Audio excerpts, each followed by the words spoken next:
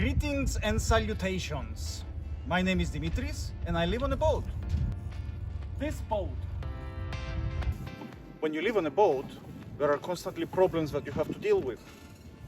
It can be electrical, mechanical, the engine may break, batteries may die, solar, lots of stuff can go wrong. To solve some of those problems, I created Guppy, this little ROV. I made it modular so that you can use it for many applications, like cleaning the boat, because you have attachments in the front. And also I made tank tracks so that it can actually move around the bottom of the boat upside down. I made arms for it so that you can grab things with it. It also attaches to the front. It's controlled by a simple PlayStation joystick, which is included with the IndieGoGo Campaign. And the base station. The base station is what has the role of umbilical cord on it. It has batteries and it has a wireless transmitter if you choose to get that option for the screen, so that you can have this whole screen and controller set up wireless. It has about a range of I don't know, maybe 20 meters, 30, but honestly you just need to go from here to there. That's it. That's all the distance you need. So Guppy is a ROV with 6 motion of freedom. It has the pitch, the roll, up and down of course, and rudder and throttle. Also it can go side to side if you choose the side motors. I included an accelerometer inside the ROV so that it can stabilize itself when it's in the water in case it starts to drift, or maybe you yank it too hard and it straightens it out itself. It has a simple analog camera inside. It's not digital. Again, all this stuff is to lower costs, because my biggest problem was I was low on budget and I couldn't find anything below 1,000 euros. That's my biggest problem, so I had to make one. Actually, if you get like the simplest version, you can always upgrade with other stuff on it. You can make your own, because I'm going to open the code for it. I don't really have any problem with people using it. That's why I made it, so that other people can make their own options for it. I use it on my boat. I use it to clean the hull. That was my main problem, and something I couldn't do here in the marina because the water is very, very dirty. And honestly, unless you are in the tropics somewhere, jumping under the boat all the time is not really an option. Plus it's winter, it's cold. I live on a boat, so you know, I have to stay dry and warm, and going under all the time to clean the boat or inspecting it is not really something I want to do on a day-to-day basis. The parts for Guppy are all 3D printed. It's all sealed, it's all waterproofed. It's not, I didn't make it to go very deep. For example, it won't go, I don't need something that will go 100 meters underwater. I don't need even to go 50. I just need to go 15, which is my boat, and whatever I drop in the water, maybe I'll pick it up, inspect the mooring lines, that stuff. Honestly, I think it will go up to 30, maybe 40 meters, because the only thing which is actually impacted by the pressure is the camera.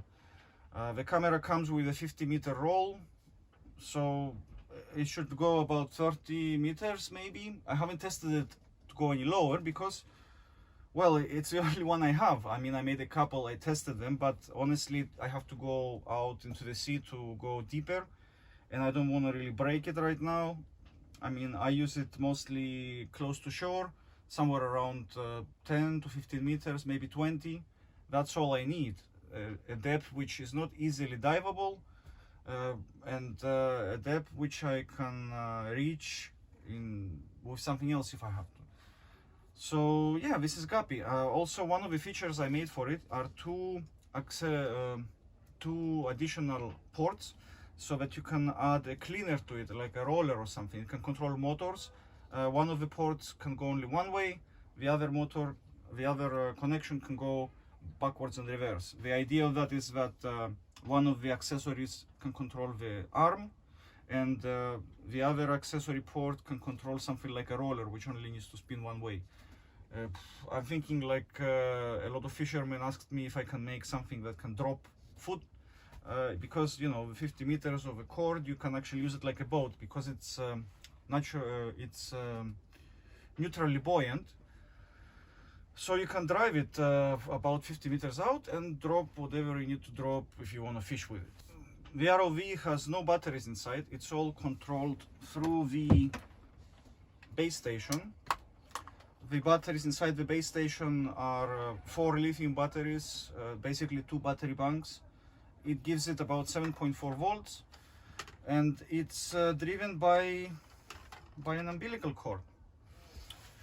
The way you do this is unroll the umbilical cord as much as you want, plug it inside.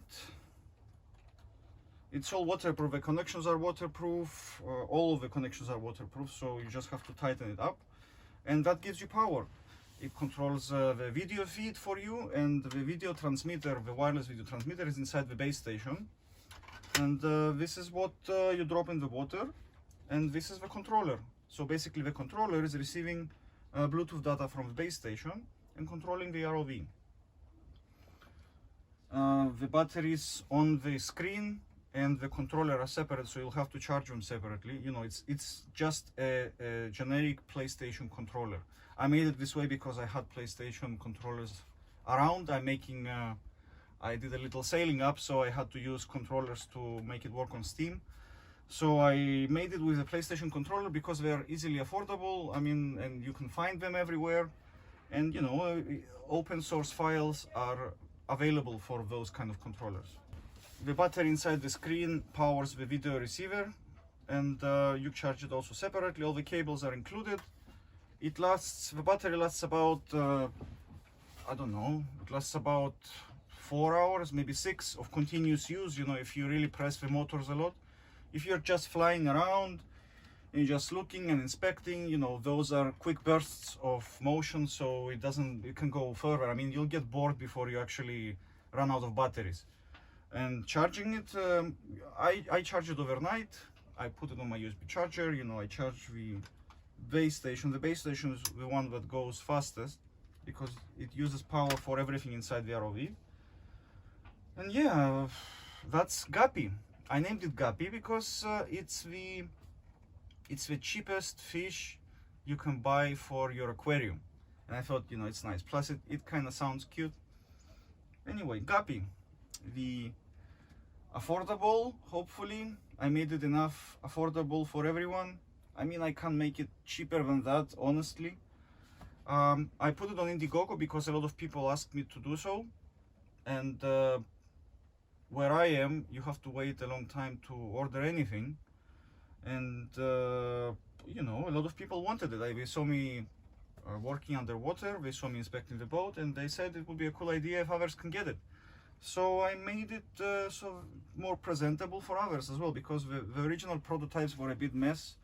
So I tidied up everything. I made it, you know, with plugs and nice connectors. The paint, I had to paint this prototype because, well, I only had pink filament, so I had to. If I'm gonna make a lot of them, I'll buy original orange filament and black so that it looks tidier. So if you want one, you can get one from IndieGoGo. Support the project.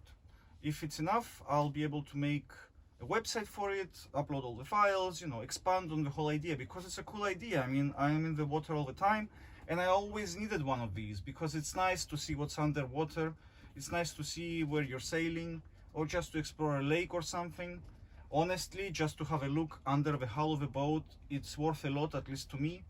I need to know if my anti-fouling I put is still good. I need to know if I scratched anywhere, I nicked it anywhere, if everything just is fine, you know, to sleep better at night.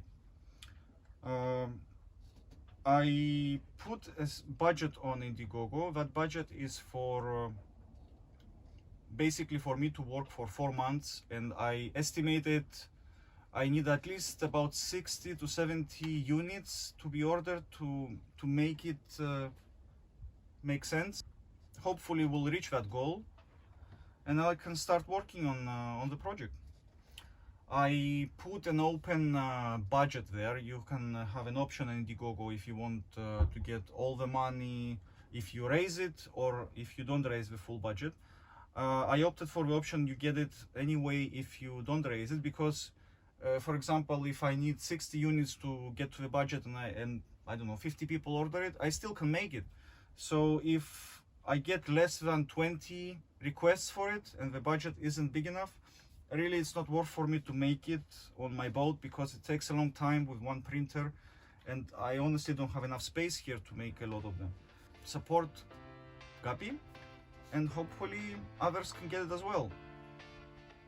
Thank you.